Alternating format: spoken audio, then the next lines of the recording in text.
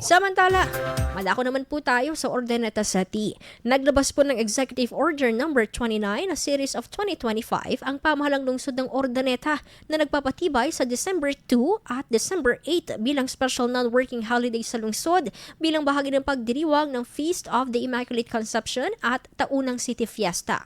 Ayon sa kautosan na magsisimula ang mga aktibidad ng pista mula December 2 hanggang December 10 at tinuturing na mahalaga na mabigyan ng mga residente ng pagkakataong makalhok at makapagsaya sa mga inihandang programa ng lungsod. Ang pagdiriwang ay tinuturing na paraan ng pasasalamat sa mga biyayang natanggap ng komunidad, pagpapatibay ng pagkakaisa at paghubog sa pananalig sa darating na taon.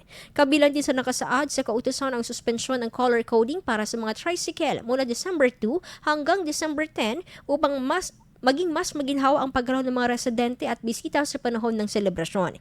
Hinikayat naman ng lokal na pamahalaan ng lahat ng tanggapan, pampubliko man o pribado na makikisa at makibahagi sa mga aktibidad ng City Fiesta upang higit pang mapalakas ang diwa ng komunidad at lokal na kultura. Ang kautusahan ay epektibo ngayong araw, November 26. IFM News Express. Balitang Metro.